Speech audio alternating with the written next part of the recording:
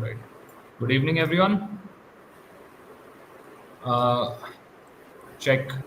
Am I audible? Just let me know if anyone has any audio issues or something like that. We'll just get started shortly with our class. On today's agenda, as usual, we'll be going through some RCs, specifically RCs catered towards CAT, and we design the RCs based on our previous papers, which are usually we take the RCs from sources such as Eon and Guardian and so on and so forth. Those of you who have attended my class before know the kind of class that I'll be conducting. Those of you who are new today, I'll introduce my method of conducting this class shortly. Before that, we have a quick announcement to make. We all want all of you all to welcome Shweta ma'am into our fold. So she'll be conducting the VA section for your VARC for CAT exam. So in the VA section, the kind of questions which come up, the kind of doubts which students usually have. Some of you will know based on the prior classes that I've done. I know some students are new and they haven't really explored what all the exam requires, but I know several students are actually experienced and do ask nuanced questions. So I'll just let Shweta ma'am take the stage, and you can ask her these relevant doubts that you have in the VA section. You can also ask her what her plans are in the days to come and when her classes will be scheduled and how she's planning to cover those classes. All right. So Shweta, please take over. Hi, Aditya. Thank you so much. Hi, students. First thing first, I would be taking up your verbal ability as Aditya sir just shared with you all. I have been training my students since last decade, and it's always a pleasure to not just conduct sessions but also be able to inculcate the right strategy when it comes to solving the questions specifically for CAT and OMETs. So, when it comes to OMETs, you might have faced questions. OMETs, when I say it, would be other management interest test. And also for CAT, if we talk about, you must have faced questions like para jumbles, odd man out, para summary, para completion. So, all these questions, they do not lie in the bracket of reading comprehension, but are equally important as reading comprehension passages questions are, right?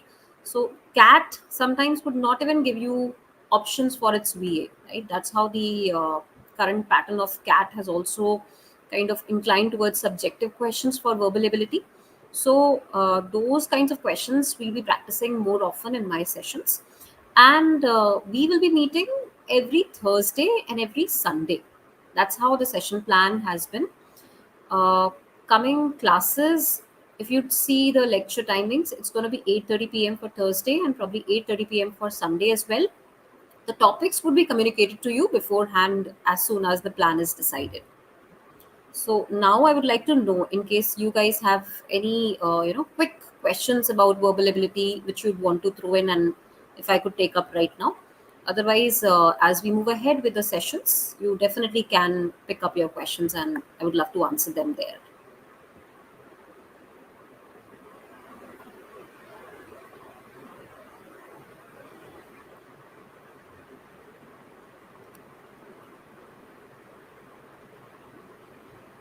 Do we have questions on verbal ability right now? Any questions which you have, any doubts which you have regarding the questions you might have encountered?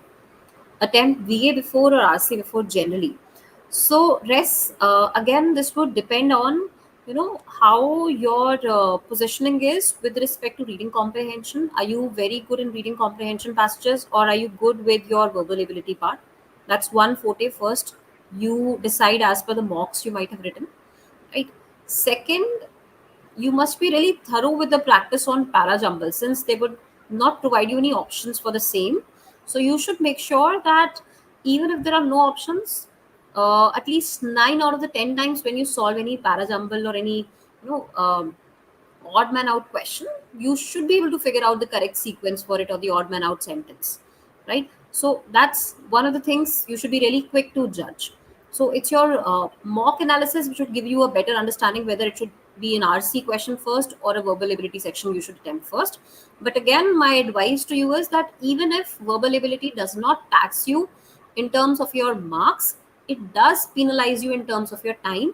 So it's not a good investment to keep on investing a lot of time on verbal ability questions. That's one suggestion I always provide to my students, to make sure that you do not invest in a lot of time on the same questions when it comes to verbal ability, right?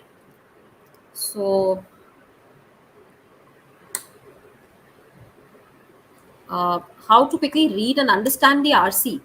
All right, Srinivas. So, to quickly understand while you read the RC is to take every part, every paragraph of an RC, like a small RC, just read the first and the last sentence if possible. Skip whenever you find an example being shared, or any quotes being shared in between, any brackets are there in between, you can always skip that section and hop on to something where you find more quintessential element or something new that comes up, or if there are some conjunctions being used like but, however, although, yet. So that's where you can probably read through more, focus more, and skip the other section. So basically, where to skip, where to scan, that's something you're going to learn as you progress with the sessions. But yes, when it comes to reading, skipping is one thing. You should always know which section you can skip when it comes to reading a passage. VARC score is not improving, ranging between 18 to 24. What should I do to improve? Right, Yashika? So, again, one thing is analysis of your mocks you've written. Just see which section of VA. Is it the odd man out? Is it the para jumbles? Is it the para summary questions? Where exactly is the problem? Go to the fundamentals and then start with the very basic questions for the same. Slowly and gradually hop on to the middle level questions and then the toughest questions. So, the thing is all about RCA, that is root cause analysis of your current situation, right? That will help you to enhance your scores. More to it, I would say that we can one to one maybe discuss some questions and see, where is that bandwidth to make this 24 to 26 and increase a little more, right? So that's something we can probably look around.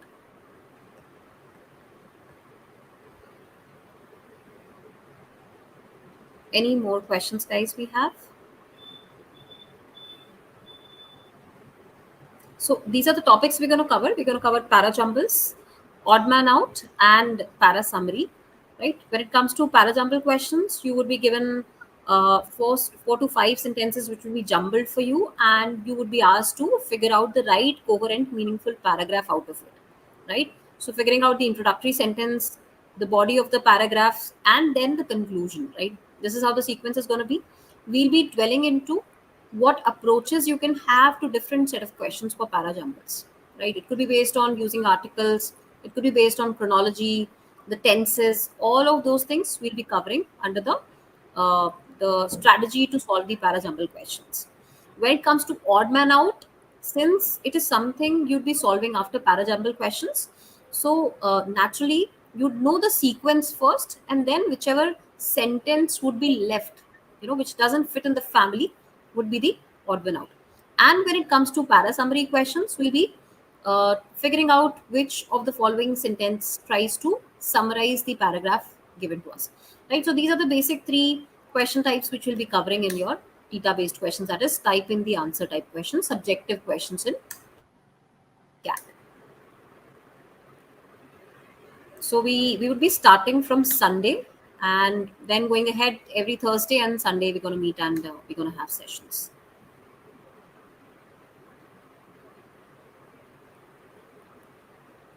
Is that it? Are there any more questions, guys?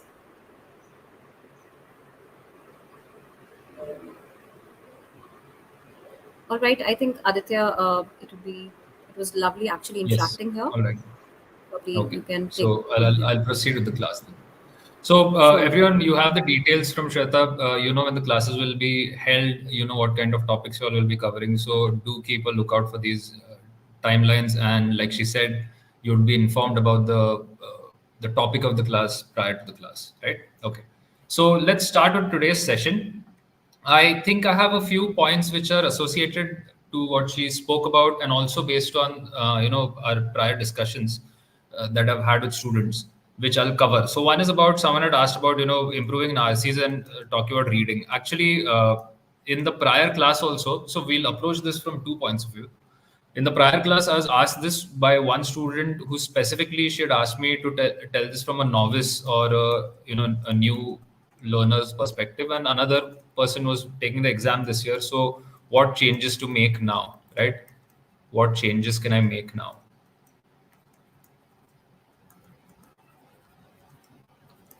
So, let's think of how to approach this from a novice perspective, and we'll see how to adapt this to what changes to make today if you're indeed giving the exam in 2024. So one thing that you'll notice, like people will have asked it out in VRC, ki my scores aren't improving, or how do I get better at the reading part in the RC? One distinction that we should make very clear before we actually engage in any kind of studying of VRC or VA or RC is that there is a distinction between VRC, quant, and LIDR, right? And that is that in each of these, whenever you go wrong, you know exactly why you've gone wrong. If you invest a little bit of time, if you read the solution, the basic mistake would be you didn't know a formula in quant, or maybe you didn't convert the relevant units, something like that. In DILR, maybe you didn't figure out one part of the logic of, let's say, you know a sitting arrangement or a train timetable, something like that, or some data point you've missed. So we know where we've gone wrong. So for students to work on these areas, it's still hard, but they have a clear path. But with VARC and RC, a lot of students end up going in the cyclical fashion. Yeah, I've been working on it, there's no such improvement. I notice that my scores are, similar, so on and so forth. So this distinction we have to keep in mind, and that is because the kind of investment that you have to do in your analysis part, right, is much more for VRC. What you have to remember is, and I've discussed this in the prior class as well, I'll mention it quickly today as we proceed to the reading part, is when you make decisions in the solving of VRC, like decisions like, let's say for parajumble, you might go with 4-3-1-2 as your sequence, or with the RC, you might say options C, D are definitely incorrect. I'm choosing between options A and B as option D. I think A is also wrong. So if you notice, for these decisions, you need to make sure that you're backing this up with some specific word or phrase, right? Meaning that I should not simply give a description कि यार मुझको B सही लग रहा है, A गलत लग रहा है.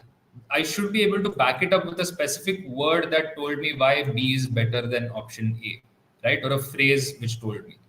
So you put in as much analysis time as required until you find that word or phrase which you either misunderstood or overlooked, right? So remember that if you're not making improvements in VRC, one of the ways to trace this would be, of course, there could be many other elements which could go wrong. But in terms of why one specific question went wrong, it could be because you had shortage of time and all of those other factors. I'm not talking about that. A specific question will always go wrong because some word or phrase has been misunderstood or overlooked. This could be in the RC, this could be in the questions, right? But we have to find this thing which we have misunderstood or overlooked, and only then we can think of making sort of linear gains in VRC. Otherwise we'll always end up stumbling in this circular fashion ki yaar VRC mein kuch improvements nahi ho rahe, I don't know exactly why this is taking place, and so on and so forth, right?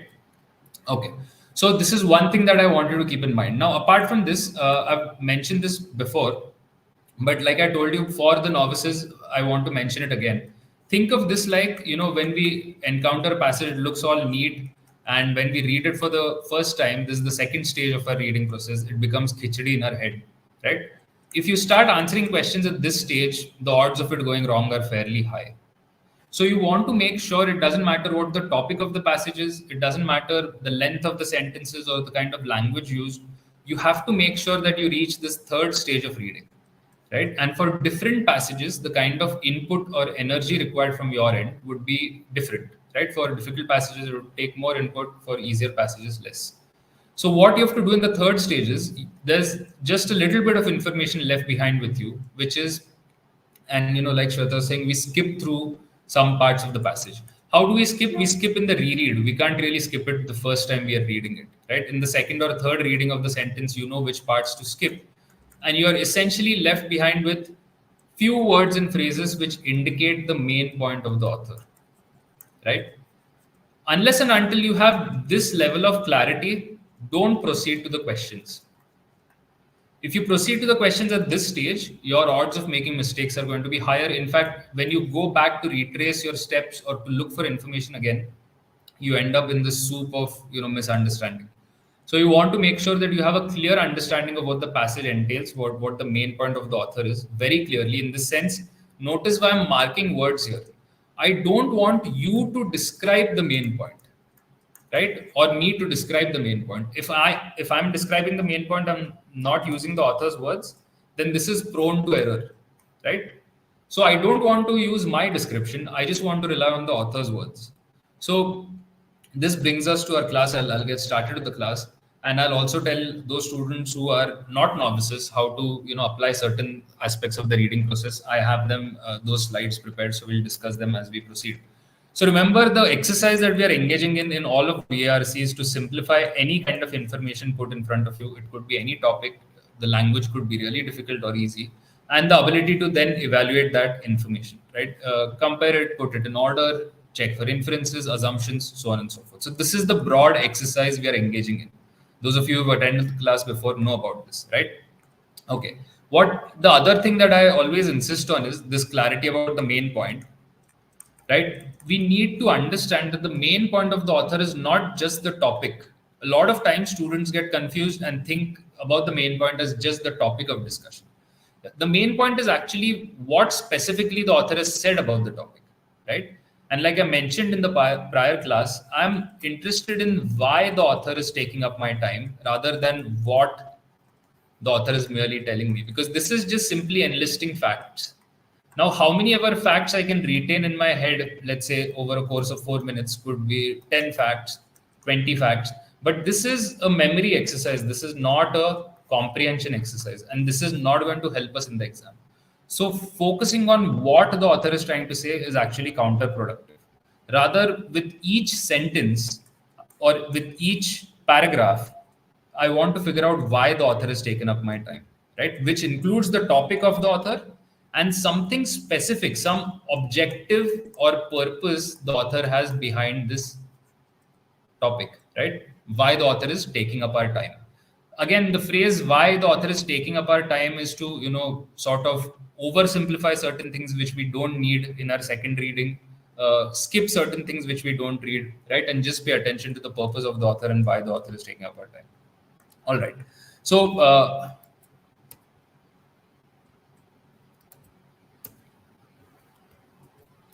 right. To get back to what I was discussing earlier, then, and those of you who had asked these doubts before can continue to please ask me these doubts. We'll get started with the reading part of the comprehension. And those of you who are taking the exam this year, or at least have a little bit of expertise so far, just keep these ideas in mind, right? This is now usually for, let's say, if I'm, taking the exam in 1 month's time, I'll specify this to a different degree to suit my purpose, right? I'll add some point that, let's say, is specific to me. So don't overthink for philosophy passages, right? Now, the nature of this is, of course, going to be different from student to student. But generally, first, I want you to master these. Once these are running on autopilot in your head, then you can think of, specializing and making them specific to fit your own purpose. So what do these mean? This is just a checklist before you read to have in mind. Ask why and not what of each sentence. Ask why it's being given to you and not what is being said. Don't retain or memorize the information. Like I said, this is counterproductive. This is, we know since childhood we were made to memorize so many things.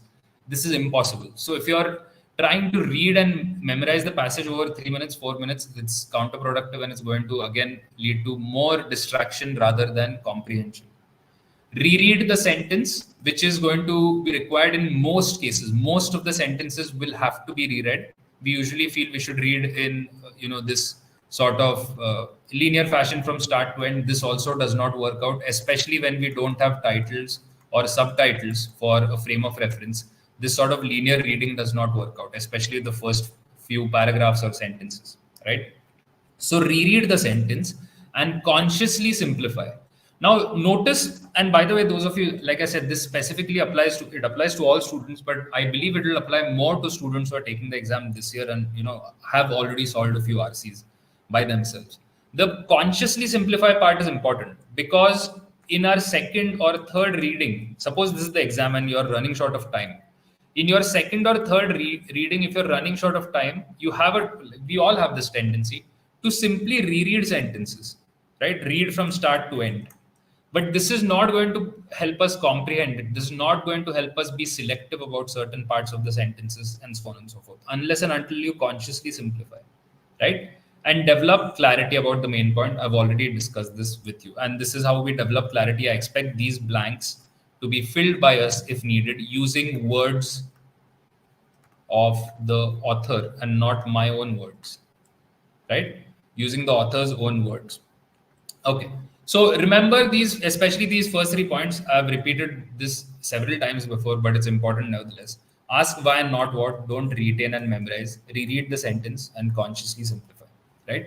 So I'll give you the passage that we are discussing today. Today's passage, I don't want to comment anything about it first, actually. I just want all of you to read it and then we'll discuss it. I'll wait for somewhere around 3.5 minutes. I think it's really sufficient for this passage. So let's get started, everyone.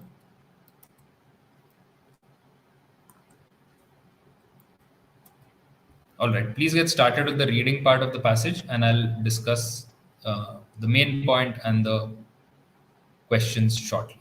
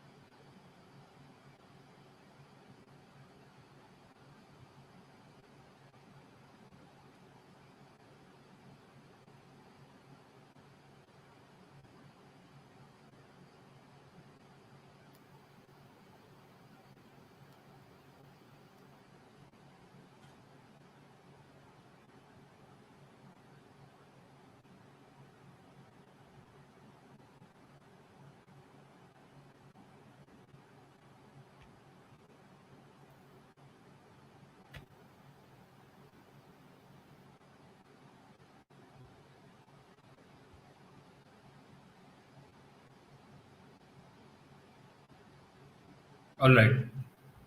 Is everyone done reading? Yashika, Srinivas, Res.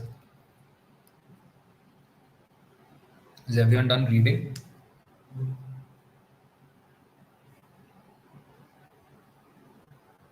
Okay. So let me get started. And for Yashika, whenever I'm discussing these questions, I just want you to keep a track of, if you get the question right or wrong, like I told you at the start of class, keep a track whether you know which specific word was behind your decision, and check with the explanation that I'm giving if it matches to the specific words that I'm choosing behind my decisions.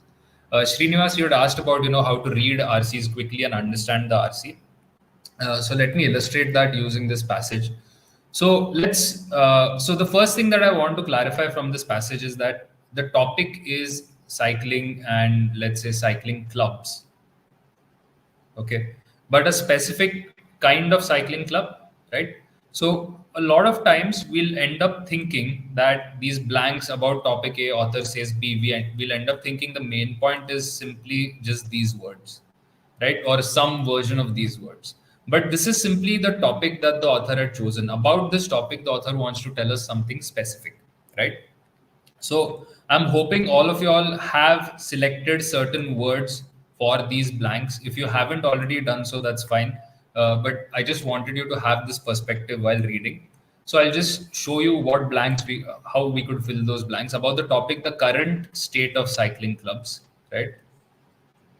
The author says it seems sad to lose the literal connection to such a rich slash radical past, right? So this is using all of these are words present in the passage more or less, right? And this is using the author's idea of a specific kind of cycling club that is changing in some way, right? Cycling's radical traditions are part of Britain's social history, and here the author will tell us what is changing about this, right?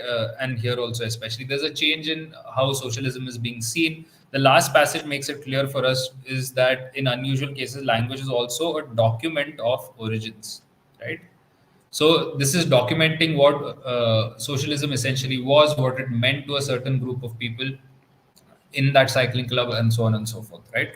So the current state of cycling clubs, it seems sad to lose the literal connection to such a rich radical past. These lines are actually taken from the passage, and we'll see exactly where.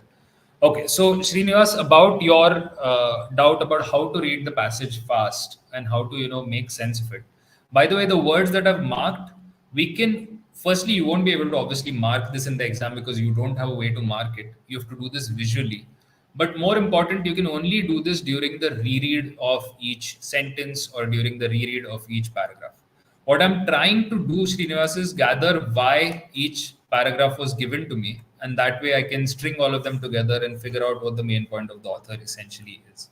Right, the first paragraph is telling us cycling's radical traditions are part of Britain's social history. Her Sylvia Pankhurst's cycling club was associated with the Clarion Socialist Weekly newspaper. Right. So the first part of the paragraph is told to us to tell us cycling had associations with socialist newspapers such as the Clarion, right? And what role did this play in terms of women, in terms of the society of that time? So there was some political propagandizing in these newspapers, but good fellowship was the main subject of this cycling club, was the main object of this cycling club. Now, about this, overall, the author tells us what happened during the good fellowship, what sort of activities were going on. They had tea, they enjoyed, they sang songs, etc., etc. So all of this is information that I have read, all of you have read, but I don't want to retain this, right? I instead want to figure out why this is being told to me. This is a description of what we can say good fellowship that the author mentioned, right? This is also a description of how women in of that era essentially went to these cycling clubs and what sort of activities were going on, right? And how many regulars were converted tells us the broader impact of this club. Because of the cycling club and its activities and its patriotic songs, how many regulars were converted to socialism is not clear, right? So an inference sort of question could be created of this. But the second paragraph is simply told to us what radical cycling club activities looked like. Right? This is why the second paragraph is given to us. Right? Now, the third paragraph, some of the cycling clubs today show a dispiriting schism, or a dispiriting schism looms. Right? This is somewhere in the near future, some divide. Schism would mean a divide is going to take place. Right? The point is that if you didn't know these words, right, all you can selectively focus on is that some of the cycling clubs today, there is something dispiriting about them. Right?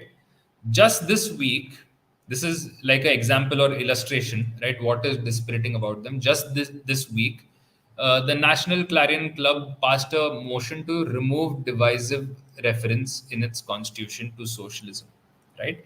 So now I know why the word dispiriting is used. Even if I did not understand schism and looms, I know that in today's cycling clubs, according to the author, there is something dispiriting, which is they're removing a divisive reference. It will instead express a commitment to fairness, equality, inclusion, and diversity. Right? Fairness, equality, inclusion. This is it. So we know why each paragraph has been given so far. Cycling has a radical tradition associated with socialism and a newspaper. The activities that were going on were just based on good fellowship and people getting together and singing songs. The author thinks something dispiriting is happening in today's cycling clubs, which is they're removing the reference to socialism. They're instead committing themselves to fairness, equality, inclusion, and diversity. Right? Now, about this, the author says there is nothing wrong with the new formulation. Right? This is acceptable. But it seems sad to lose the literal connection to such a rich past. So the author is saying that this is where the sentence was taken from, right? Lose a literal connection to this rich past or radical past. The author is saying that removing this reference to socialism is not a good thing. You're breaking away from the past, right? You're breaking away from the past. These clubs represented an eclectic strand of early British socialist movement. Just let's say something novel or unique or a weird strand of early British socialist movement. But more important, this paragraph tells us the important role these clubs played on women of the time. It was a happy haven for the new woman of the Victorian era, right? And why a happy haven for the new woman of a Victorian era is again given here. Again, this is information for some questions that we'll discuss today. You'll have to come back to this information, right? But no point me keeping this in my mind. I'm just trying to simplify as to why each paragraph is given. The last paragraph then contributes to the same idea that radical traditions are part of social history of cycling clubs. We should not lose the literal connection to such a rich past. The primary function of a constitution is to define basic principles, but in unusual cases, language is also a document of origins. Right? So, according to the author, language also plays this role of recording the past. In the case of this constitution, language also plays a role of recording the past. It's sad to lose the connection to the past, and so on and so forth. Right? So, again, Srinivas, to get back to what we're talking about, we are focused on why the author has given us the information rather than what is being spoken about in detail. Right? Let's go to the next slide. And again, I want all of you all to pay attention to, right? All of you all to pay attention to what outlook to have while actually tackling the questions, right? And this is what I was telling Yashika. So, a specific word or phrase for a specific decision. Go back to the passage and check word by word. Don't answer based on memory, right? Again, prone to error. And examiners know this, so they'll create tricky options, right? So don't answer based on memory and use structure of the passage. Structure of the passage implies two things, right? Remember this. One is if I tell you that, let's say, if I make a question on drinking tea, right? So we all know visually in which part of the passage we'll likely find that information, right? We'll also be able to visually remember the location of where this information is, even in a more specific way, right? And that's because knowing the structure of the passage tells us where information is located, correct? Rather than what the information is. So generally, your mind is going to remember the location. So use the structure of the passage to find the location. That's one thing, right? Second thing is, now why is this information given to us? this entire information to show what the new women of the Victorian era got from these cycling clubs, right? What was the good fellowship for, and how did it lead to their development, or how did it lead to their life being affected or changed, right? That's why this information was given to us. So again, use the structure of the passage not to simply look at facts, but to see why these facts are given. What are they building on? What is it that is being illuminated in our minds based on these facts? That's what we are focused on, right? So just like I'd given you a checklist to keep in mind before reading the passage, I want you to keep this checklist in mind also while solving the questions. So I'm just going to get started with the questions. So about the passage was fairly easy compared to the prior passage. Remember that if the passage is easy does not mean the questions are always easy. Sometimes the questions can also be tough. And this passage, even though it's slightly easier than the prior passage, it's still a CAT level passage taken from Guardian and so on and so forth. We'll look at some of the questions. Some of them could be tougher than the prior ones. Please type in your answers whenever you're done solving. Let's get started, everyone. So whenever you're done, type in your answers.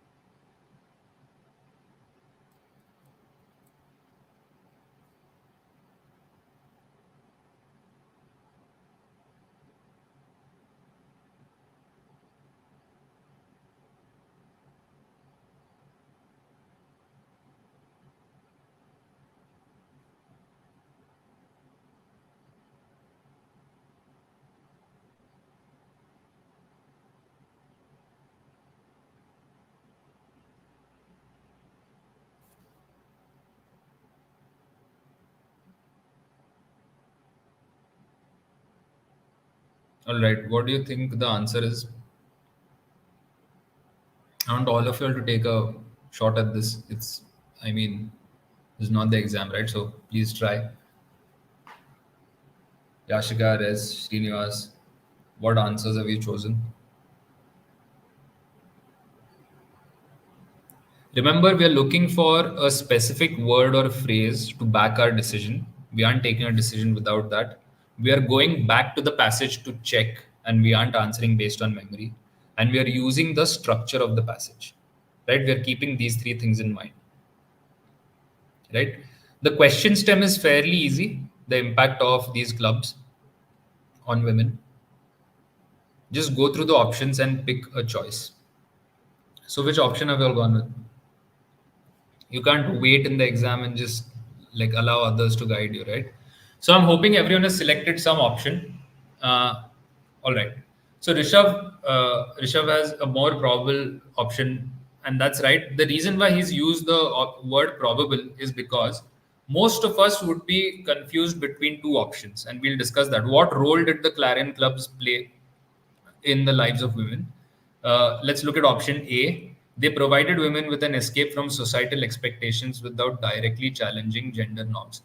So we know, firstly, what role did Clarion clubs play? We know the locations where this information is given. It's here and here and here, right? This is about the clubs retaining a certain definition of the club, and this is also about the author recommending a certain definition of the club, but not about women. So it's going to be in paragraph 1, 2, and 4, right? So keeping that idea in mind, and provided you've gone back to the passage and checked, let's look at option A.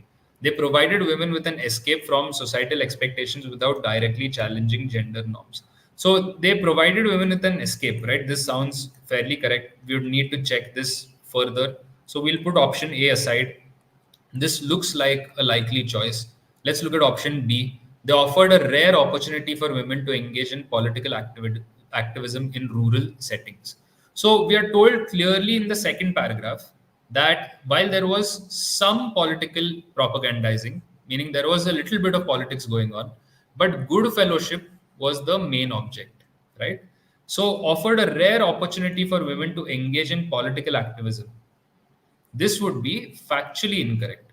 So just to illustrate to students, I'm using specific words in the passage and specific words in the option. In this case, I have an instance in both places. Sometimes we don't have in both places, we'll just have it in the option or in the passage anyway. But I have clear reason to say option B is invalid, right? Option C says they allowed women to explore personal freedom, though not entirely free from social and cultural constraints. So again, option A had said something similar. Option C is saying they allowed women to explore personal freedom. So here also new women of the Victorian era, etc. So right, this would follow, and this also possibly follows. So we'll put A and C aside, and we'll then go to option D. They reinforced the limitations placed on women's social roles despite their participation in public activities. No one would go with option D. They reinforced limitations placed on women's social roles is opposite of what the author is trying to say. Now, this is how most of the options in the exam are designed, by the way, right? There'll be an option which 90% students will quickly eliminate, and there will be an option that which most other students will eliminate. And then in the time frame, I need to have some specific reason to choose between option A versus option C, right? Now, firstly, what we have to acknowledge from the exam is neither of these options, whichever is right, is going to give us an ideal choice, right? That's not what the exam does. We aren't going to get an ideal choice, right? We are going to get subpar choices, and there would be one option which is incorrect and one which is not.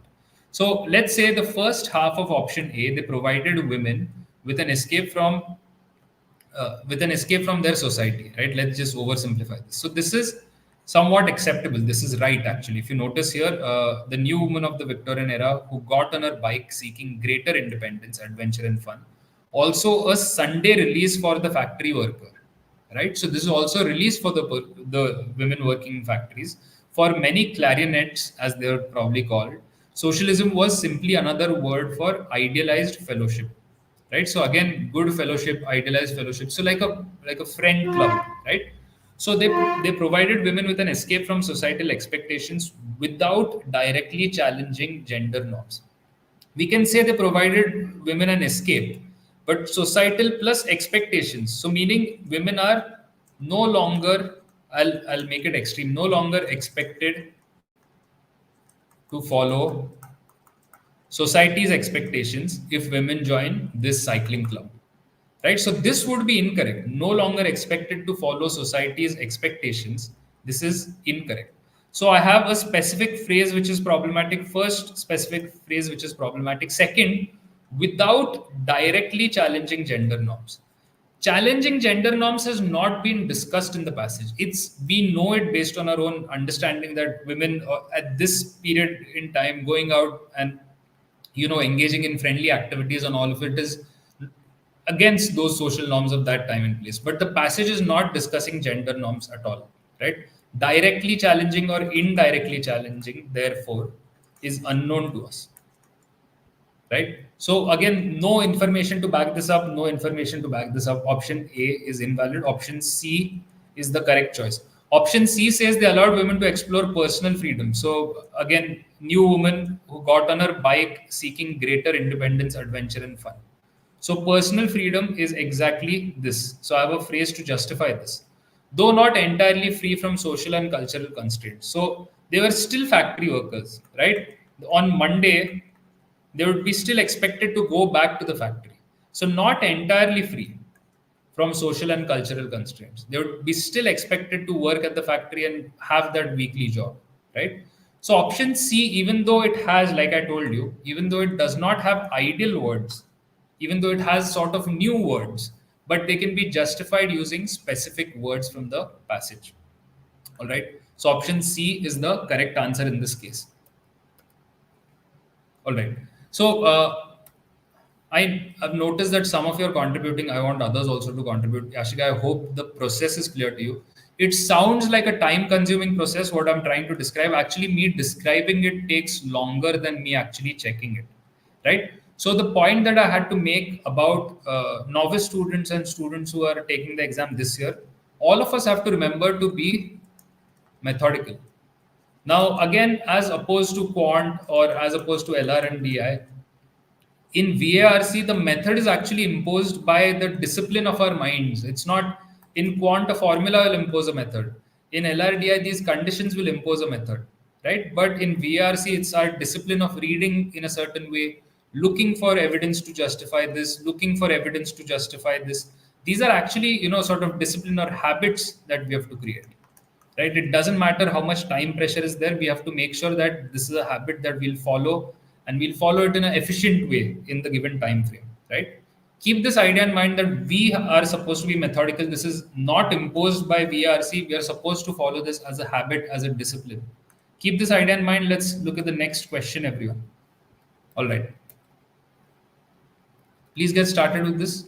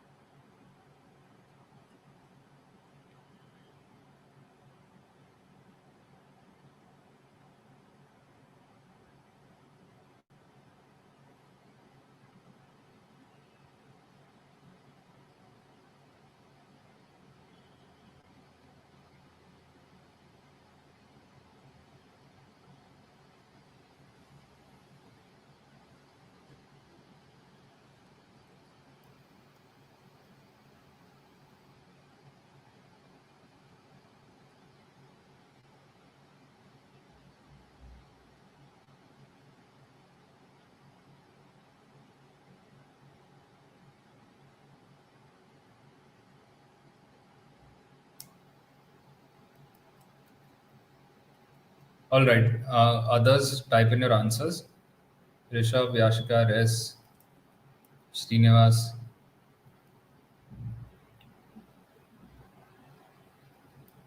All right. Those of you who are contributing, thanks for contributing. Others who are just watching mutely, at some point you would have to select an option. It doesn't matter, right?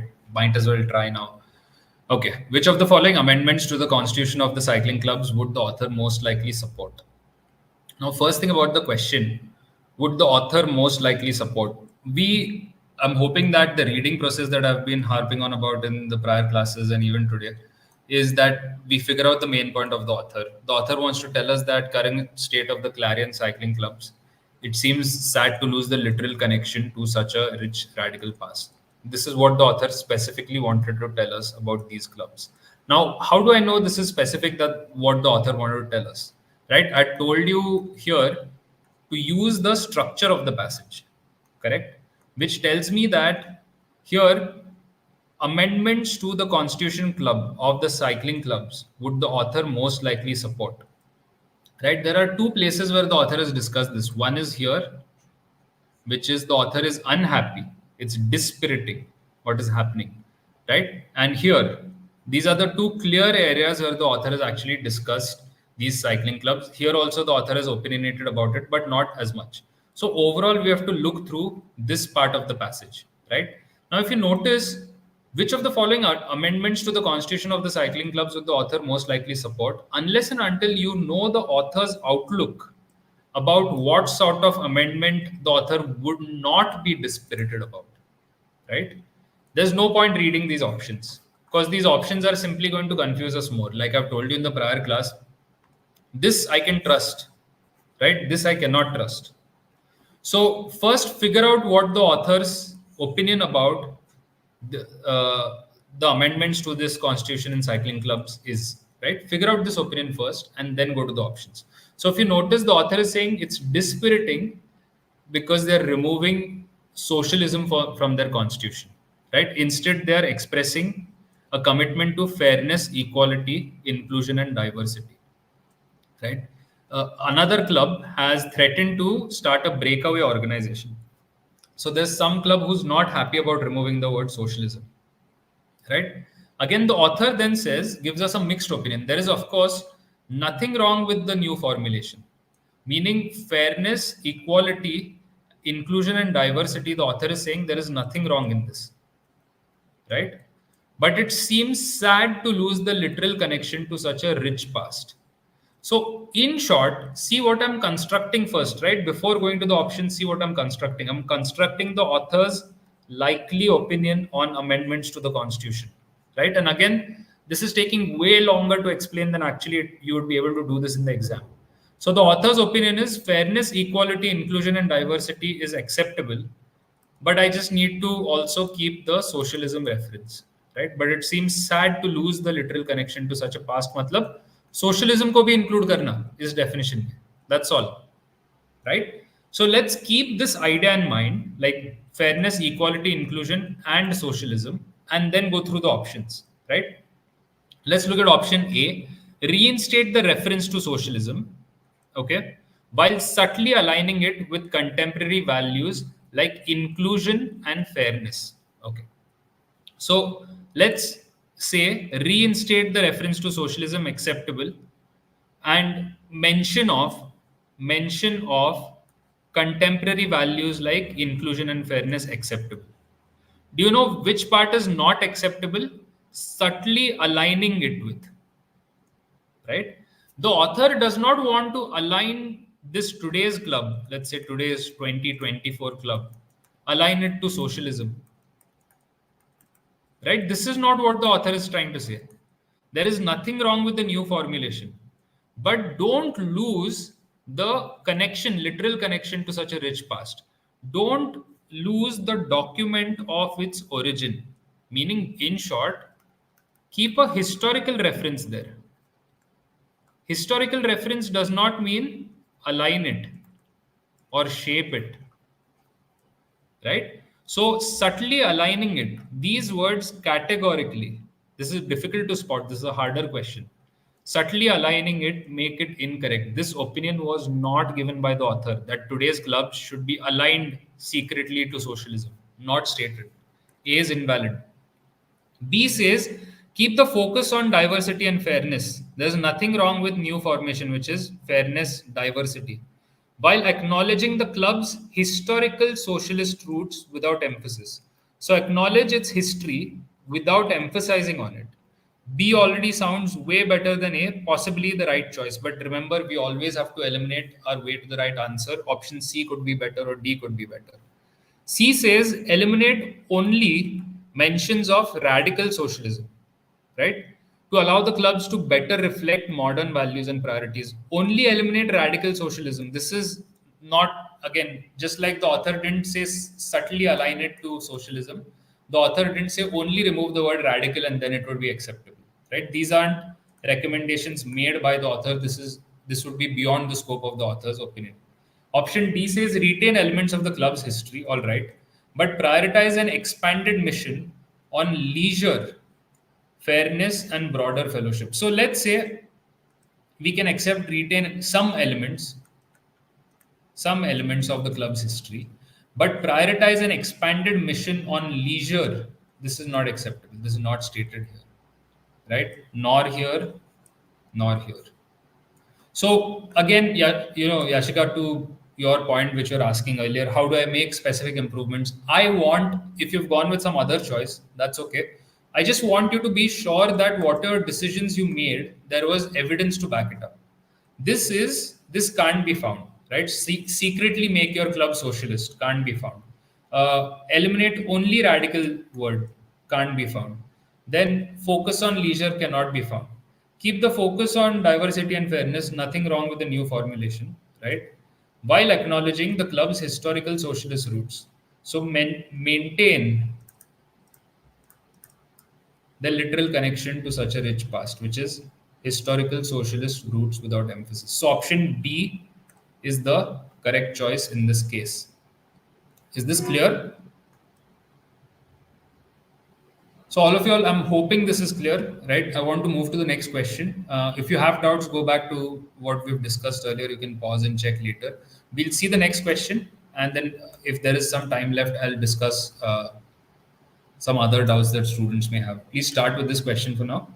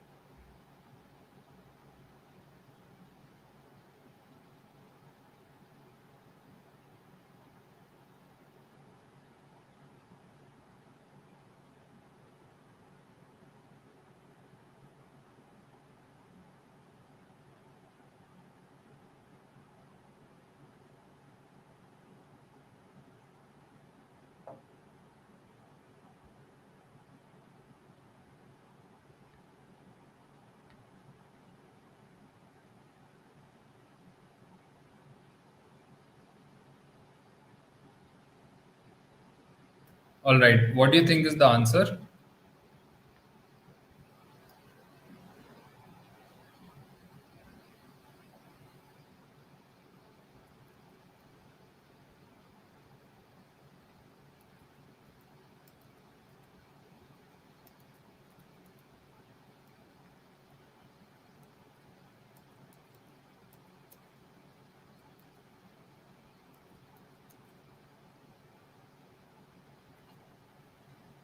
All right, everyone. What do you think is the answer to this?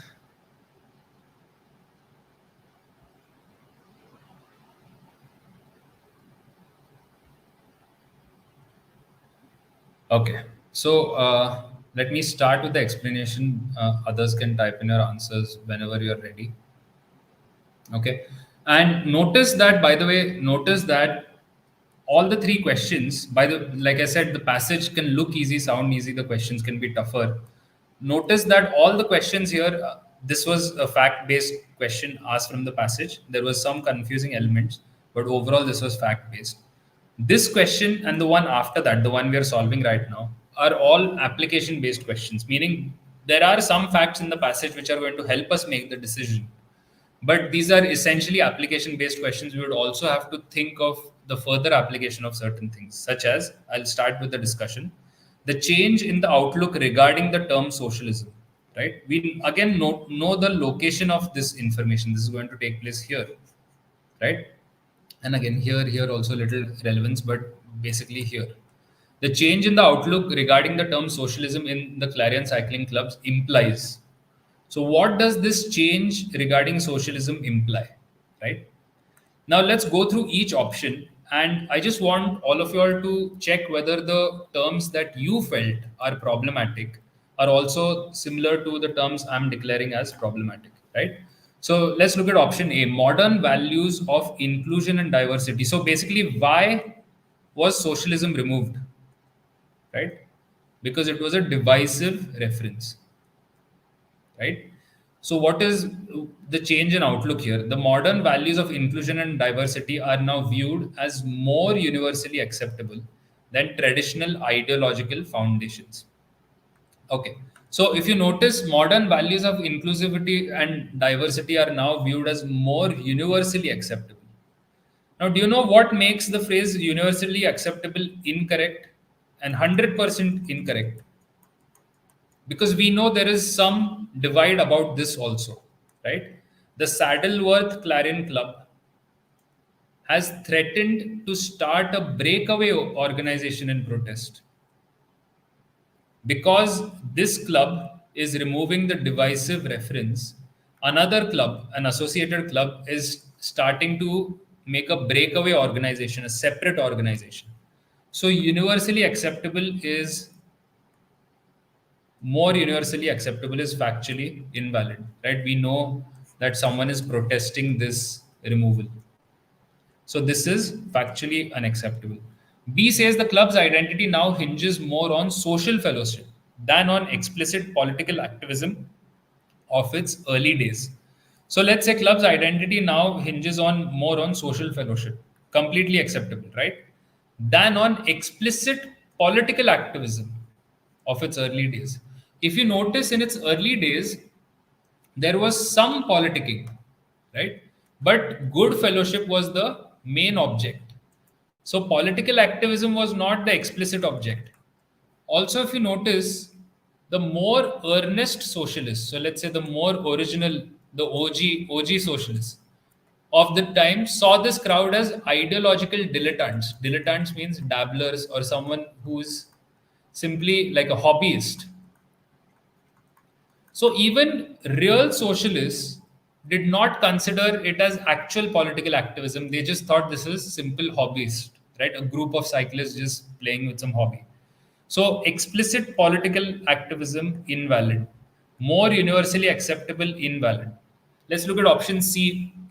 A shift away from doctrinal references to socialism is seen as necessary to attract wider range of members to the club. Now, a shift away, this shift is taking place, right? Shift from socialism is taking place. But the shift is taking place to stop people dividing, meaning if there are 100 people, splitting this into 50-50 is something that they want to stop. This is not to attract wider range, but based on the passage, this is to maintain original membership, right? So attracting wider range of members invalid. So all I want you to realize is that even though this is an application based question, the evidence that I found to declare certain phrases as unacceptable was found in the passage itself, right? Option D is the correct choice.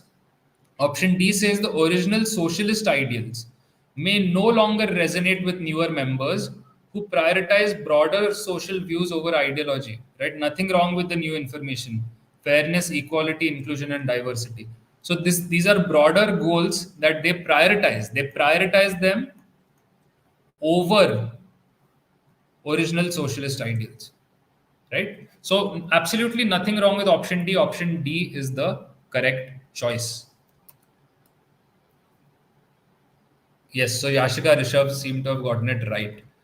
So is this clear to everyone? The question? Okay. So I would just like to bring the class to an end here, right? I've in the prior class also, I've covered this type of reading process and solving process in detail, and I would like to continue to cover this process in the days to come. We have extended beyond our time, and therefore I'd like to bring today's class to an end. In the previous class, a lot of you had actually sent doubts in the chat So please send us doubts so I can incorporate them. Like today, I covered the class for novices versus for people who have some experience and so on and so forth. So I hope the class was of value. Whatever other changes you may like, please send us in comments, and I'll be conducting the same class with a different RC next Friday, right? So log in that time to solve few more RC questions. So that's it for today, everyone. Thank you for tuning in and thank you for contributing. And I'll see you in the next class. Thank you, Ashika, Rishabh, Res, others. Thank you. I'll see you next Friday.